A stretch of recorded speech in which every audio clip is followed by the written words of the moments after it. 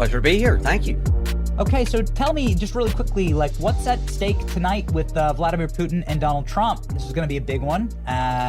You must obviously, since Ukraine is pretty much a CIA cutout, you must obviously know a little bit about what's happening there. What do you expect to go down? Yeah, 10 plus CIA bases in Ukraine as of this moment. We are all in on this war. President Trump has inherited something that, I think we can all say is a mess. So we are into this, and he's got to find a way to get us out, and he's got to find a way to ensure that the American people get their money's worth that we have invested into that country, but more importantly, bring about peace. Because I think what the White House wants to do is wrap this up and then focus our attention where it should be, and that is either on the homeland or China. And that's what the White House is trying to do. That's what Trump is trying to do with Putin later today. He's going to sit down with Mr. Putin of Russia and figure out what we can do to wrap this up. It's stage one. There are going to be multiple stages here on after to see if we can't get to Zelensky and the Europeans to the table as well. So stage one today. So, I mean, we're just praying for peace, right? Like, I'm so sick of having my tax dollars drained to go build a road somewhere or build a bridge somewhere while there's a massive pothole on my street that my kids have to drive over every day.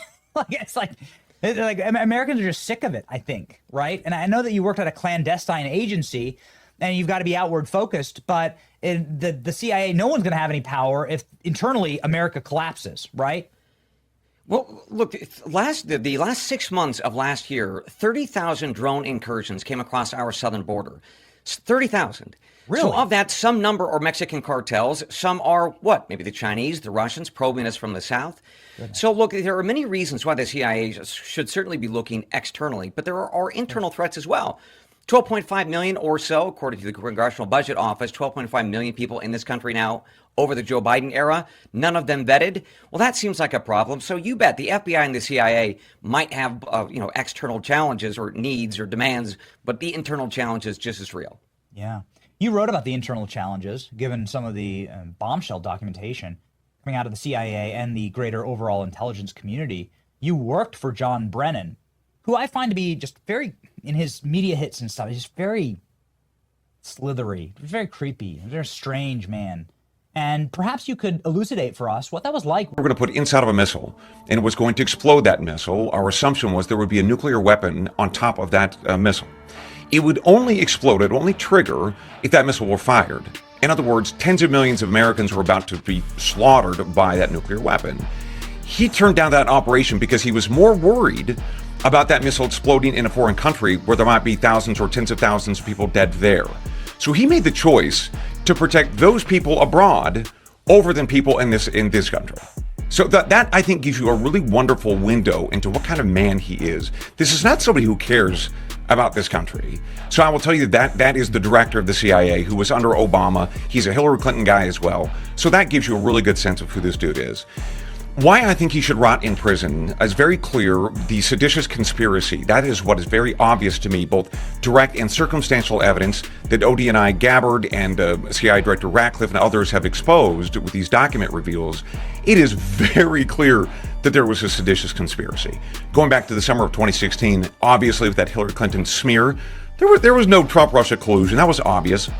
Special Counsel John Durham, documenting that there was no predicate for Crossfire Hurricane. But with these latest reveals over the past month or 6 weeks, what we're seeing very clearly is that even the NSA director raising his hand and saying, wait a minute, you guys are rushing through this Intelligence Community Assessment, ICA, that normally takes 6 months to a year. Barack Obama says he wants it done in 2 weeks. Absolutely unprecedented. And they're not giving the NSA access to the underlying intel. Well, wait a minute, this sounds kind of like Iraq war stuff. How am I supposed to make a determination about Trump-Russia collusion or Putin aspiring to help Trump, the allegation goes, if I can't look at the intel? If I can't make that ultimate judgment? I don't care if it's super top secret stuff. You got to show it to me. I just can't trust you. So that is exactly what James Clapper and John Brennan and ultimately Barack Obama told the then NSA director. That's the latest reveal. Mike Rogers put that down on paper, and it's absolutely shocking. So seditious conspiracy, that's why John Brennan should be in prison. That's why they all should. And at the end of the day, the buck stops with Obama. He ordered all this knowing that there was no Trump-Russia collusion. He knew it, and he ordered it anyway. It's fascinating if you take the names out of it, right? So let's delete the names Obama, Clinton, and Trump, because everybody brings their priors when you put those three in.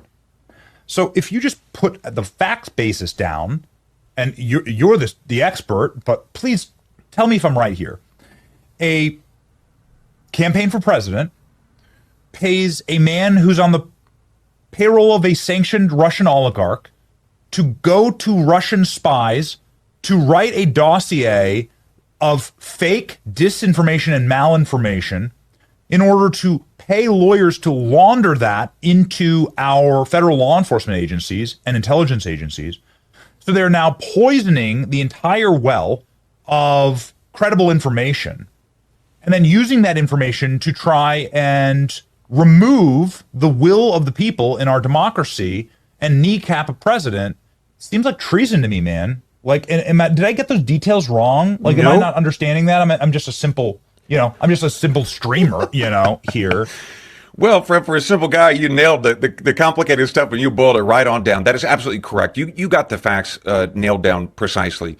Look, for folks who don't understand a lot about intel, we get all kinds of allegations all of the time. Rumor intelligence, they call it rumint, right? Embassy officers will get this, CIA operations officers abroad. People will email stuff in. So it's not to say that, we don't get stuff that's, really scandalous and we got to investigate it. Yes, we do. We get that rumor from all around the world. Well, it was investigated. The Steele dossier was investigated, and it was all garbage. All of it. And yet it was still included in that intelligence community assessment, which is absolutely not how the world of intel works at all. And of course, they included it so they could leak it and destroy the Trump presidency. So you nailed the very complicated story in a very, very simple and straightforward way. It was absolutely treasonous. I call it seditious conspiracy. I don't know what the DOJ is going to call it. That's what I want to focus on, because these men under the Obama era absolutely committed horrific crimes. They certainly broke all kinds of internal rules.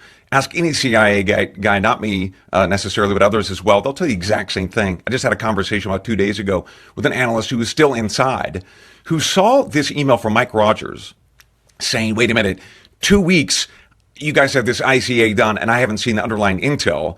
This analyst at the agency who's still there was like, that doesn't happen. That's unprecedented.